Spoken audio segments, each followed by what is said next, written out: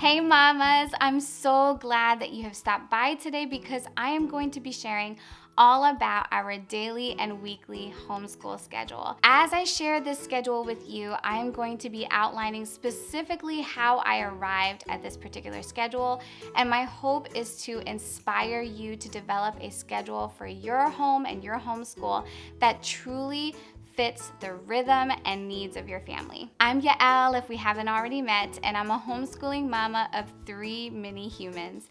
And if you love videos all about curriculum, resources, eclectic home learning, and videos like this, you have come to the right place. So be sure to subscribe and enable those notifications so you don't miss what I have next just for you, mama. Our homeschool schedule was developed out of a lot of trial and error. In the end, there were a few key factors that really helped guide me to create our current schedule. Number one, our natural family rhythm and routines. One thing that I realized really quickly is when I tried to create a schedule that interrupted the natural ways that we move throughout the day, it just simply was not working for us.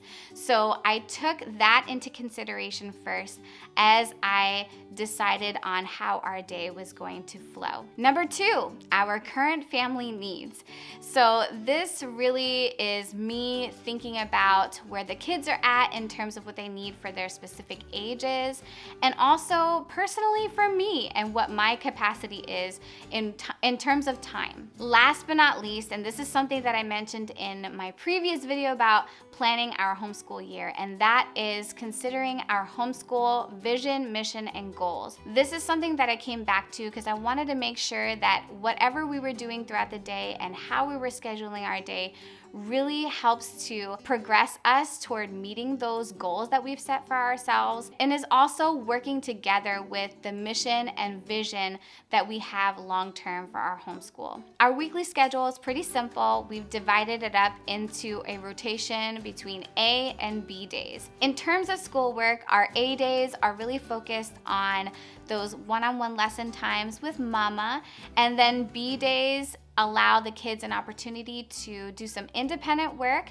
where they're reviewing some of the things that they've learned. They do some activities and worksheets to really help them cement their knowledge. The reason why I created this specific rotation is because one, the kids really craved one-on-one time with me, and that's not something I was doing really well in the beginning. So I wanted to make sure that I had that specific time where I could spend with each kid doing different activities and lessons from our curriculum. Then number two, our B days really came from a desire, my personal desire for my kids to develop a good independent work ethic. It's also kind of a more laid back day for a mama because I'm not having to do that one-on-one lesson time. And so this gives the kids an opportunity to ask me questions if they need to, and I'll absolutely help them when they need a little bit more encouragement and help. But really the onus is on them to complete all their work and activities for the day. During the course of the week, we also love to go to parks, the library, our local garden, and even meet up with other families when we can. The way that our daily flow works and the way that we have set up these weekly rotations, it really allows us the flexibility to be able to do these things without it impacting our daily work. So speaking of our daily flow, whether we are having an A day or B day, it pretty much works the same way. Our morning activities typically occur between 8:30 and 10:30 a.m. and they include our morning chores. So the older 2 children and I will get dressed and ready for the day, brush our teeth, brush our hair, use the potty, all of those different things. And then once we're ready, we come down and eat a nice, enjoyable, and slow breakfast, very unhurried, and we do our morning basket and activities.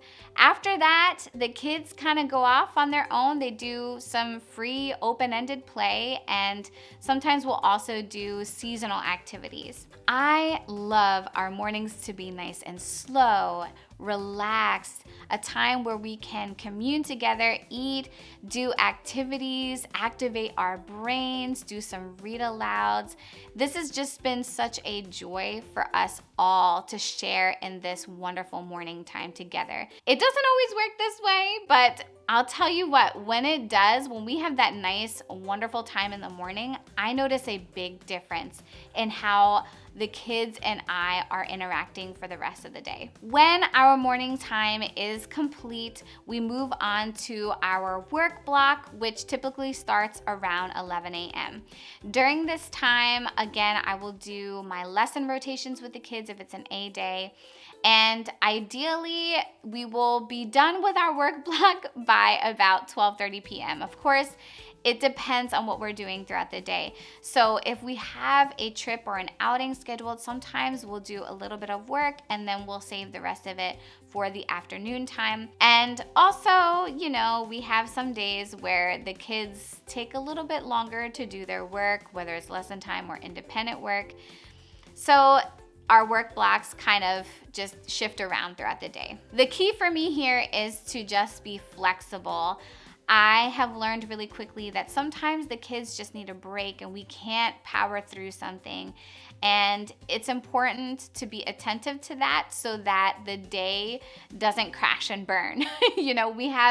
To some degree, we have a choice and a say in that. Now, to help us fulfill expectations as far as our schoolwork on both the A days and the B days, I created a daily list of tasks to help us stay on track. So each of the kids have the specific things that they're going to be working on, whether that's specific to curriculum for the A days, and then B days, some of the topics and things that they're going to practice. I also have a task list for myself to accomplish on both days so that I am also keeping track of the things that I need to prepare for them and do with them. So you might be asking yourself, how do you do one-on-one lesson time with 3 kids? So the way that I do it is I have the one kid that I'm working with and doing one-on-one lesson time sitting with me. The other 2 kids are doing a sensory play activity. Maybe they're playing outside, or maybe they're playing in our basement. So I have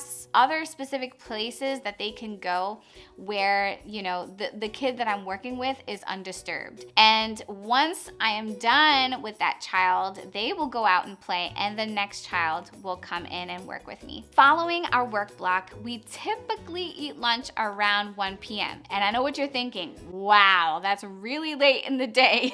But honestly, this is what works best for our family. So again, I'm thinking about what our natural rhythm, what our natural flow is.